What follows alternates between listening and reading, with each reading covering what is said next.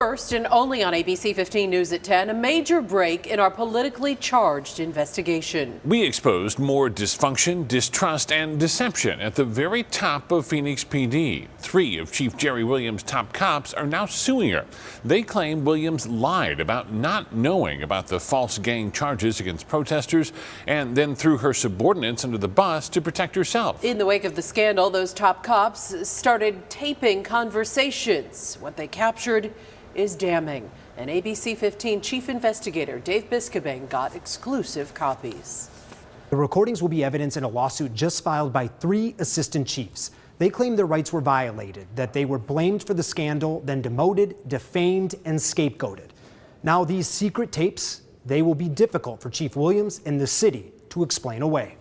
This is the lawsuit, 16 pages filled with serious allegations. It was filed by 3 assistant chiefs, John Collins, Gabriel Lopez, and Larry Hine. Reading the complaint is one thing, listening to evidence is another. Assistant Chief John Collins was recorded talking with his boss. It's Phoenix PD's number 2, Executive Assistant Chief Mike Kurtenbach. I mean, I'll just say it. You now have to say it. You just got anyway, I'll just leave it at that. The call was recorded August 13th, 2021. The day after Phoenix publicly released the results of an outside investigation by a law firm into the false protest gang charges. The investigation found Collins, Lopez, and Hine attended a planning meeting with the county attorney's office days before prosecutors decided to charge protesters as gang members. Because of that, Collins, Hine, and Lawrence were demoted. Jeri said you got to go because the city manager said you got to go because you were at the meeting.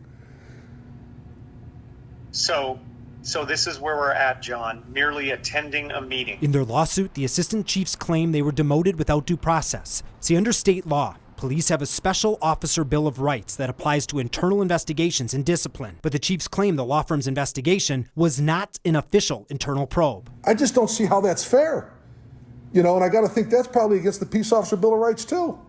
Well, it is. It absolutely is. It was an absolute hatchet job. Oh, it's a hatchet job, but it's just so wrong and it violates the Peace Officer Bill of Rights. While the recordings between Collins and his boss sound cordial, the lawsuit is not.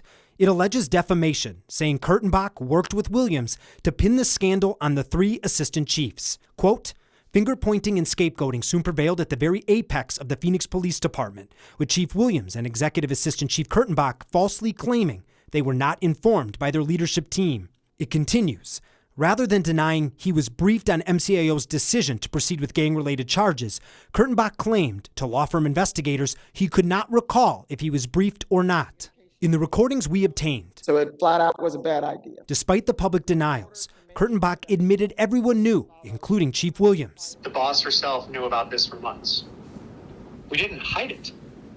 No. It was my only dispute is, and it's neither here nor there, is when I was told. That's neither here nor there, but I would never dispute that we all knew about it. That would be insane.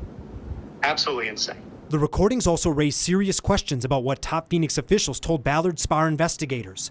Did they tell the full truth or omit things? Because we now know these top cops believed the firm's report would not become public. I think you know, as I know, Ballard Spahr was supposed to be a draft document that got handed to PSB. That's all it was supposed to be.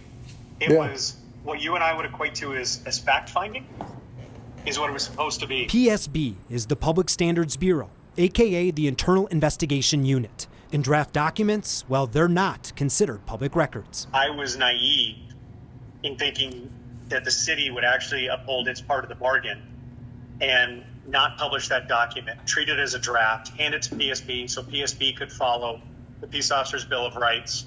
I'm investigator Dave Biscobing, ABC 15, Arizona. Well, the 3 assistant chiefs were demoted to commander last year, and in their lawsuit, among many things, they demand to get their old positions back with back pay plus interest. As for Chief Williams and the police departments, in response to these serious issues and allegations, they declined to comment. You can find all of Dave's reporting going back to when he broke the story of the fake gang charges against protesters on abc15.com/protest.